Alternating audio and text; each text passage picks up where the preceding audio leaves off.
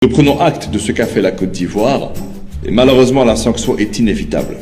À partir d'aujourd'hui, Alassane Ouattara est exclu. Verrouiller l'élection en excluant l'opposition, pour mieux préparer un quatrième mandat, c'est ce piège démocratique qu'un peuple s'efforce aujourd'hui de déjouer.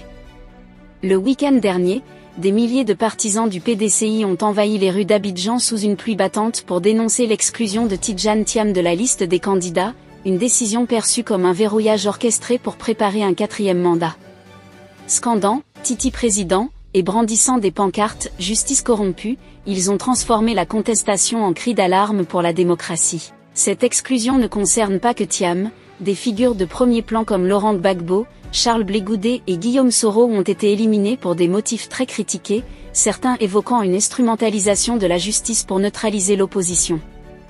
L'opposition parle de « hold-up institutionnel » et de « dérive autoritaire ». En réaction, une coalition de 15 partis, rassemblant notamment les forces du PDCI, du FPI et du PPACI, a lancé un appel à un véritable dialogue national. Il réclame la révision du fichier électoral, la mise en cause de la CEI, et l'annulation des exclusions jugées arbitraires. Du côté du pouvoir, le RHDP organise ses propres rassemblements de masse pour légitimer la démarche. Les slogans en faveur d'un quatrième mandat d'ADO sont répétés en chœur, relayés par des cadres comme Patrick Hachi. L'argument officiel se basait sur la Constitution post-2016, qui aurait réinitialisé les mandats, mais cette interprétation est vivement contestée. L'atmosphère est électrique. Les manifestants dénoncent un système judiciaire politisé, une crise démocratique et la perspective d'un scrutin vidé de sa substance.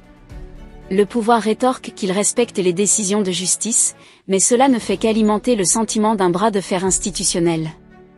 Sur le plan international, Al Jazeera titre sur des tensions susceptibles de faire renaître les violences post-électorales de 2011, rappelant que l'absence d'adversaires sérieux est une menace pour la légitimité du vote. Les ONG montent au créneau, sans inclusivité, l'élection pourrait ouvrir la voie à un nouveau cycle de troubles. Au centre du débat, l'idée d'un quatrième mandat d'Ouattara concentre les critiques, censé être le fondement même de la démocratie, le respect des deux mandats est jugé non négociable. Le verrouillage de l'opposition est perçu comme une atteinte grave à l'état de droit et à la stabilité nationale. La nation se tient à un tournant, soit une sortie de crise par un compromis institutionnel, soit l'amorce d'une fracture profonde.